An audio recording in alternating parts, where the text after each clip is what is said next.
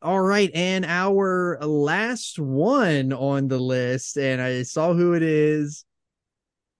I am so excited to talk about this guy. I love number 81 with 80 points, John Bradshaw Layfield. And I absolutely adore JBL. Whenever in my world of whenever I was a kid wrestling, it was right as his character changed into the JBL character outside of Bradshaw, which I mean the Bradshaw character was pretty good with Farouk in the tag team of the APA, the Acolytes. It was pretty good. They always had the skits backstage where you had to open the door, and they were always sitting there drinking beer and playing cards. Like incredible. But whenever they really leaned into the actual John Layfield, the person who was, on Fox News and Fox Business about how you can make all this money, and then they actually rolled that into a character, and he comes out as this great American hero and a wrestling god. It was so perfect. Now, some of the stuff that he did with Eddie Guerrero will not does not age well, nor was it really aged well whenever it actually happened either. But the stuff that Layfield did for a guy to be, a career tag team guy, and for him to reinvent himself into, just an extension of who he really is as a person, and then come back and be on that Smackdown brand whenever SmackDown was competing with Raw in the original brand split, and to be the leader of that is was awesome. And he had Luther Reigns at one point, who was a lackey. They had Lando Jordan at one point. Now, like those names did not last the test of time, but they were pretty awesome grouped together. The one match, and I know that I mean, we're probably going to review at least one of the shows that he's on coming up here soon. But anything that he did with Guerrero was fantastic. Anything from that 2000s Paul Heyman era of SmackDown is great. But yeah, what do you guys have for JBL other than that he's the best damn wrestler on this list so far? Yeah, I think JBL sucks. And the fact that he's in front of people that he's in front of is irritating. But look, man, it's the way that it goes. So I'm not going. This is not an attack on you, John. Yeah. This is just me stating what frustrates me is that he is a career tag team guy. He was never able to take off on his own, and the only time that he got shoved was because there was no one else to give a shove to. And all of his quote unquote good stuff is because he was with better workers. And that he sucks, man. He was a bully in real life. Uh, He is in Actual real life a shoot bully. on the mean no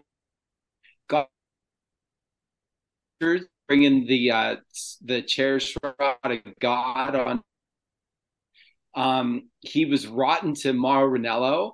He's a terrible commentator. Yeah, dude, I have nothing good to say about JBL. So I wipe my ass with this one. But good for you, John. Congratulations for making the list.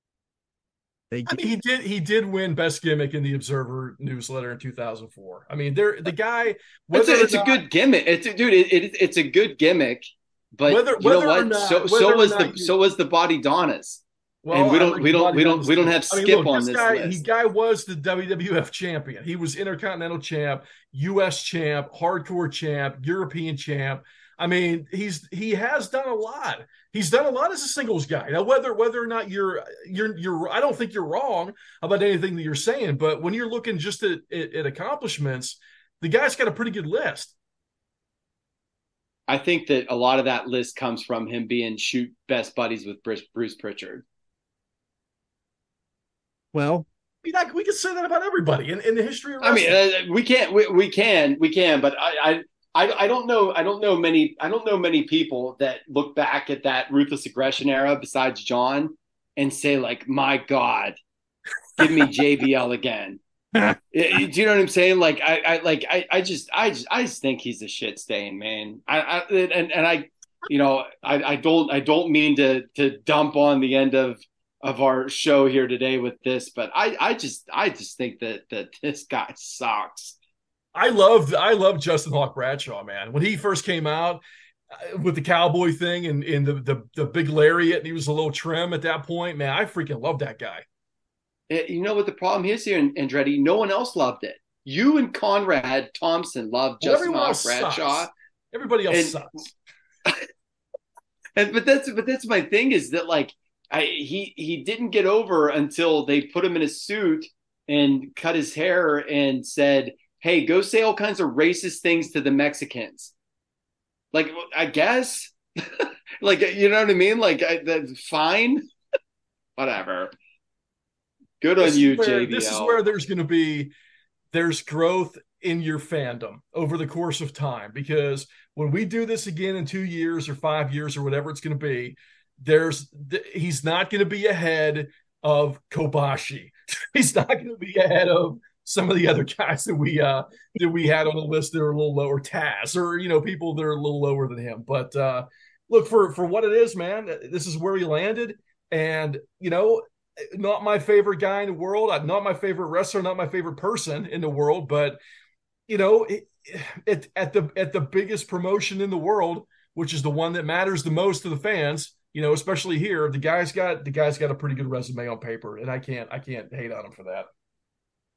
I will agree with you there. And again, because especially he was ranked so high on two lists. Like, I do not mean to demean anybody else's list. I just think of like, oh my gosh, like whenever I think of JBL, like I would rather drink toilet water than talk about JBL.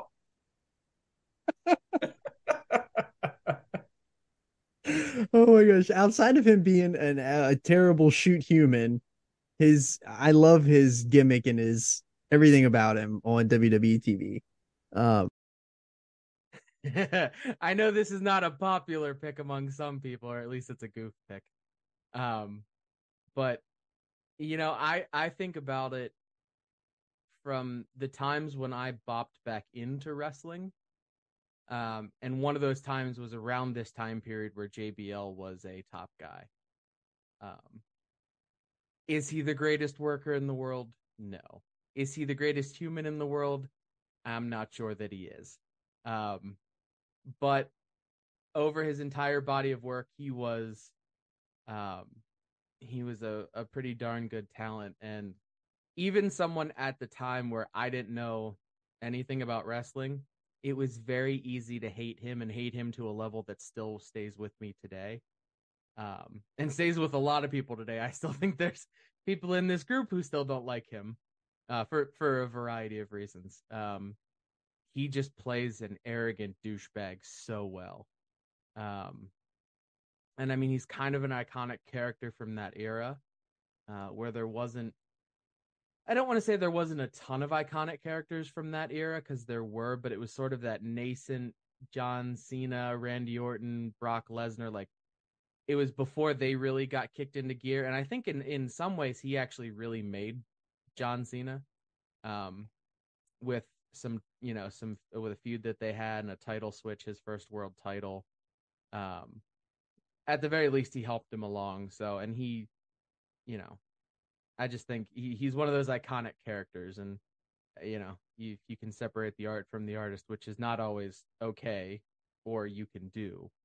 He's one of those people where I think him being a bit of a dirtbag as a human played into him being, number 81 on the list. But look, man, this is you got to look at it as an opportunity as a fan too, where you got a guy that got a lot of points with us to get him into the top 80, or top 81. Is he better than some of the guys that we have ranked lower? No, he's not. Should those guys be ahead of him? Probably, but that's where you gotta just explore more and be more into the international product over the course of time, and check everybody out, and watch wrestling from all over the place, and then you'll see that people are pretty good.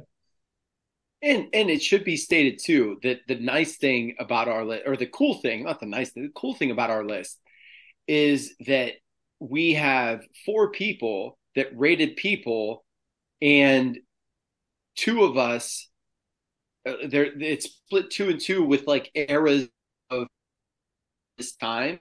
And the cool part is that, or the product, maybe not sport, is that your childhood really dictates how you feel about things going forward. That it is a sport built on nostalgia.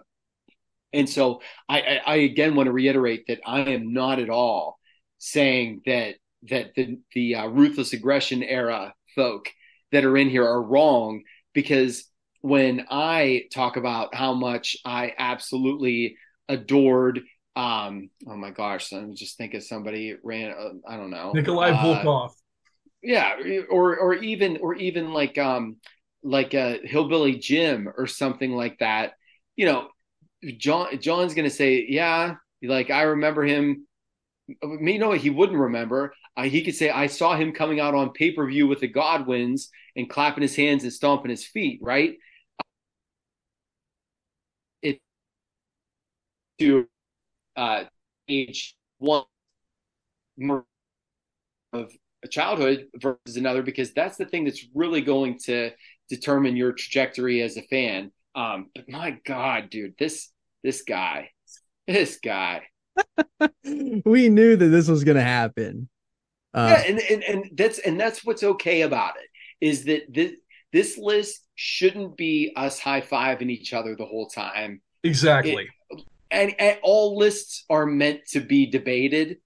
And so it might have taken us 20 people to start to, I don't even want to say debate, but to have a little bit of a brush up on. And there's going to be more as we come up through. So that's all good. And look, man, just in this 10 alone, I got 3 in there because they were really high on my list that you guys weren't super familiar with, right? And there's nothing wrong with that. There's nothing wrong with that. Or, other people got in that I didn't have anywhere on my top 100. And look, it is what it is, man. That's why it was so cool to come together and everybody give their perspective. Yeah, absolutely. Amen. Bless the child. And so that concludes